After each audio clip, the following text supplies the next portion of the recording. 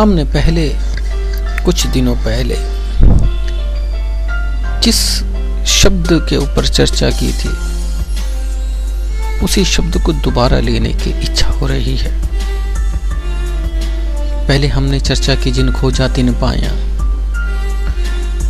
आज पुनः फिर से चर्चा करने का मन कर रहा है, किंतु आज शब्दों के दोनों मेल में न जाकर आज हम चर्चा करेंगे भागवत से, वेदांत के सूत्र से, या यूं कहें कि जीवन के उस महासूत्र से जो हमारे जीवन में निरंतर कभी ना कभी आ ही जाता है, और वो शब्द है आनंद। जैसा कि मैंने पहले ही कहा कि हर व्यक्ति का अपना अपना परमात्मा है, इसी तरह से हर व्यक्ति का अपना आनंद होता है। क्यों? किसी को खट्टे में आनंद आता है, किसी को गर्म में आनंद आता है, किसी को तीखे का आनंद है, किसी को नमकीन का आनंद है, कोई ज्वलन युक्त भोजन को पसंद करता है। ये खाने में अपना अपना आनंद है। यहाँ खाने के आनंद की बात नहीं कर रहा मैं तो यहाँ बात कर रहा हूँ केवल आनंद की। वेदों में एक सूत्र आया है कि आनंदमयो अभयासतम, आनंदमयो अभयासतम। कितना सुंदर सूत्र है। आज मन कर रहा है कि आनंद के अभ्यास की चर्चा कर लें, कि आनंद का अभ्यास क्या है और सर्वोत्तम आनंद क्या है और सर्वोत्तम आनंद की खोज क्या है। आइए आज इसी की पुष्टि कर लें। मेरी निगाह में परमेश्वर समस्त आनंद के आधार है, और यदि परमेश्वर समस्त आनंद के आधार हैं तो इसलिए सर्वोत्तम आनंद तो परमेश्वर ही है। किंतु हम सभी किसी न किसी रूप से अपने जीवन में आनंद को चाहते हैं। अच्छा है, आप सभी आनंदित रहें, मेरा आशीर्वाद आपके साथ है कि आप आनंद रहें। किंतु आपको खोजना होगा कि आपका सच्चा आनंद क्या है। क्या आप जानते हैं कि सच्चा आनंद क्या है? आप कहेंगे निश्चित कि सर्वोत्तम आनंद ही सच्चा आनंद है, क्योंकि परमात्मा के अलावा इस चराचर जगत में कुछ और तो है ही नहीं। गलत। इस चराचर जगत में नहीं, इस ब्रह्मांड में कहीं भी ईश्वर के अलावा तो कुछ और है ही नहीं। या ये कहें कि कण कण में व्याप्ता वो परमेश्वर समस्त जगह है, इसलिए आनंद की खोज तो आरंभ करनी ही होगी। बहुत से संत कहते हैं कि अध्यात्म का अंत जो है आनंद है। उनकी सोच ऐसा कहती होगी कि अध्यात्म का अंत आनंद है, पर जब मैं कहता हूं तो मेरी सोच उनसे विपरीत हो जाती है। मैं कहता हूं कि जब तक आनंद नहीं होता तब तक खोज आरंभ हो ही नहीं सकती। फर्क इतना है कि आनंद के सही रूप को जानना होगा, और इस जीवन में आपको सही मायने में सुख को खोजना है। आप सुखों को खोजते हैं, और सुखों में सही सुख को खोजना ही सही मायने में आनंद है। भगवान की भांति ही जीवन चैतन्य से पूर्ण है, ये तो मैं मानता हूं। भगवान की ही भांति जीव चैतन्य से पूर्ण है। क्यों? क्योंकि दोनों में चेतना बराबर ही है, और सुख की खोज में दोनों ही रहते हैं, चाहे वे परमात्मा हो, परमेश्वर हो हमारे, चाहे वो हम हो। हम दोनों को नित्य ही सुख की, आनंद की खोज है।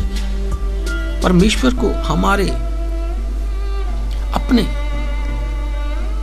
उन सखा साथियों के सुखों में अपने आनंद की खोज हो जाती है, और हमें ईश्वर की प्राप्ति में आनंद की खोज होने लगती है। ये संगति का असर कह सकते हैं। यदि जीव जगत उनकी संगति करते हैं और उनके साथ सहयोग करते हैं तो निश्चित ही वह सुखी हो जाते हैं। इसलिए ईश्वर की संगति ही सच्चा आनंद है और सर्वोत्तम आनंद है। आनंदमयो अभ्यासतम वेदांत का सूत्र है, और वेदांत के सूत्रों में हमने जीवन के उन सारों को जाना है जो जीवन में प्रत्येक मनुष्य के लिए जानना बहुत जरूरी है। मैंने आपसे पहले भी कई बार इस बात की चर्चा की है कि सही मायने में आनंद क्या है। आनंद की चर्चा हर पल हर व्यक्ति करना चाहता है। क्या आप जानते हैं कि सच्चा आनंद खोजने का तरीका क्या है? क्या आपने कभी अपने जीवन में सच्चे आनंद की चर्चा की? काम वासना द्वारा निर्देशित होते व्यक्ति क्या सच्चा आनंद प्राप्त कर सकते हैं? एक एक वाक्य अपने आप में महावाक्य है। भगवान के साथ हमारा संबंध सेवा भाव का होता है। यूं कहें कि हर मनुष्य का किसी न किसी रूप से कोई ना कोई तो संबंध होता है। जाकी रही भावना जैसी प्रभु मूरत तिज देखहीं वैसी। और जिस व्यक्ति की भावना जैसी हो जाती है वो परमात्मा को उसी भाव से देखने लग जाता है। इसलिए संबंध तो निश्चित है। अगर रावण और कंस का संबंध शत्रुता का हो सकता है तो और मेरा और तुम्हारा शायद भक्त का भी हो सकता है, मित्र का भी हो सकता है। परमेश्वर भोक्ता है और हम सारे जीव उनके सेवक हैं। हम सब उनके भोग के लिए बने हैं। यदि हम भगवान के साथ उस नित्य भोग में भाग लेते हैं तो हम सुखी बनते हैं। हम किसी अन्य प्रकार से सुखी नहीं हो सकते। स्वतंत्र रूप से सुखी बन पाना संभव नहीं है। जिस प्रकार शरीर का कोई भी भाग उधर से सहयोग किए हुए बिना सुखी नहीं रह सकता, इसी प्रकार परमेश्वर के बगैर कोई जीव सुखी नहीं रह सकता। किंतु जिनकी बुद्धि भौतिक इच्छाओं द्वारा मारी गई है वह तरह तरह के कार्य करते हैं। वह तरह तरह से अपने स्वभाव के अनुसार अपने परमात्मा का निर्माण करते हैं। जो काम वासना द्वारा निर्देशित होते हैं वो काम में परमात्मा को ढूंढने की कोशिश करते हैं। परमेश्वर की पूजा करना, परमेश्वर का आनंद लेना और उनके द्वारा अपने आप में विलय हो जाना मेरे मायने में, सही मायने में आनंद की खोज का प्रथम द्वार है। तुम कृष्ण को परमेश्वर मानो, तुम नारायण को परमेश्वर मानो, तुम किसी को भी परमेश्वर मानो, किंतु परमेश्वर की खोज का मुख्य आधार तो तुम्हारे शरीर के भीतर से ही होकर जाएगा। भगवान की ही भांति जीव चेतना से परिपूर्ण है और सुख की खोज में हमेशा ही रहता है। भगवान, मैंने कहा कि वह दूसरों के सुख में सुख को ढूंढ लेते हैं और हम अपने निजी सुखों में सुख को ढूंढते हैं। अपने बच्चों को डॉक्टर बनाना, अपने बच्चों को इंजीनियर बनाना, अपने बच्चों को लायक बनाने में सुख ढूंढते हैं। हम अपने आप को श्रृंगार प्रिय बनाकर उसमें रत हो जाने को सुख ढूंढते हैं। अपने आप को सबसे सुंदर दिखने में हम खुद को आनंद ढूंढते हैं।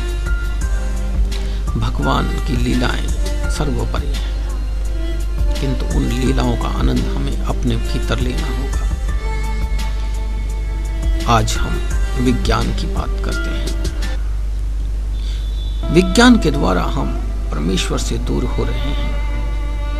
विज्ञान पर चर्चा हम पहले कर चुके हैं, फिर भी एक बार से कह दूं कि विज्ञान सर्वोपरि नहीं हो सकता, क्योंकि विज्ञान का अंत निश्चित है, परंतु ज्ञान का कोई अंत निश्चित नहीं होता। तुम्हारे मिट जाने के बाद विज्ञान निरंतर कहीं ना कहीं वेग करता रहेगा,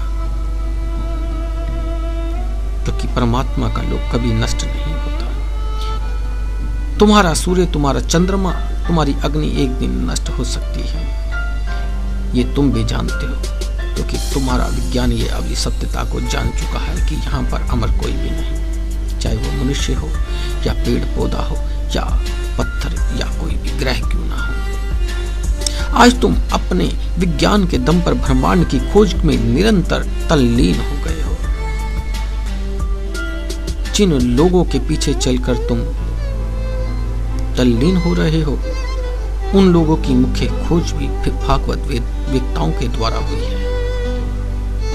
आज तुम जिन सूर्य, चंद्रमा और आकाश गंगाओं की खोज कर रहे हो, हमारे खोजियों ने वो सदियों सदियों पूर्व ही कर लिया था।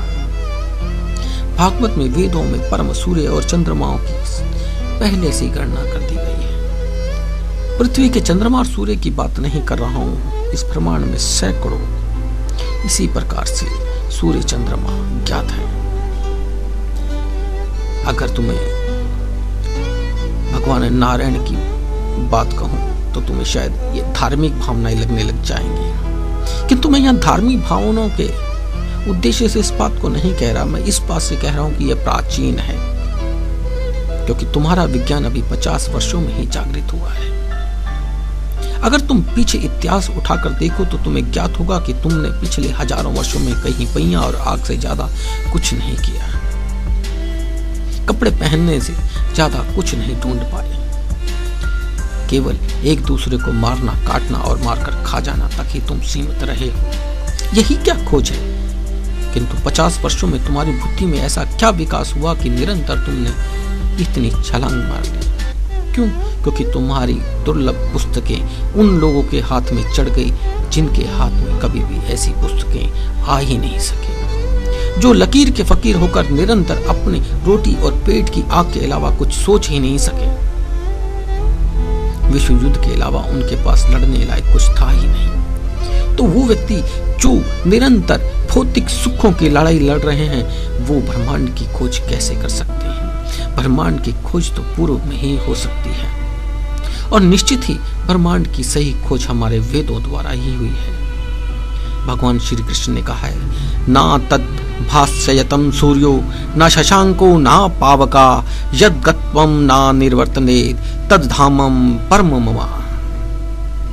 मेरा परम धाम ना तो सूर्य या चंद्रमा द्वारा, ना ही अग्नि या बिजली के द्वारा प्रकाशित होता है। इस श्लोक का क्या अर्थ हो सकता है? किस लोक की बात परमेश्वर ने यहाँ की है और किस लोक की बात यहाँ भगवान नारायण ने की है? यह श्लोक उस नित्य आकाश परम धाम का वर्णन करता है। निसंदेह हमें आकाश की भौतिक धारणा है और हम इसे सूर्य, चंद्र, तारे आदि के संबंध में ही सोचते हैं। किंतु इस श्लोक में भगवान ने नित्य ही कहा है कि आकाश में सूर्य, चंद्रमा, अग्नि और बिजली किसी की आवश्यकता नहीं होती, क्योंकि वह परमेश्वर से निकलने वाली ब्रह्म ज्योति द्वारा ही प्रकाशित है। हम अन्य लोगों तक पहुंचने का कठिन प्रयास कर रहे हैं, लेकिन परमेश्वर के धाम को जाना कठिन नहीं है यदि आप अपने भीतर ही चले जाएं। एक महान वैज्ञानिक का नाम नहीं लूंगा जो ब्रह्मांड में घूमने के लिए बहुत खोज कर रहे हैं, जो ब्लैक होल की बात करते हैं, जो भूतकाल और भविष्य में जाने की बात करते हैं। जो बात वो आज कर रहे हैं ना, वो सदियों पूर्व को हमारे वेताओं ने पहले ही कह दिया था। जिस ब्लैक होल की खोज करके तुम सूक्ष्म में जाने की कोशिश कर रहे हो, ब्रह्मांड में खोज करने की कोशिश कर रहे हो, जो द्वार तुम ढूंढ रहे हो, वो द्वार तुम्हारे भीतर है। इसलिए सिर्फ अपने भीतर जाने की क्रिया करो।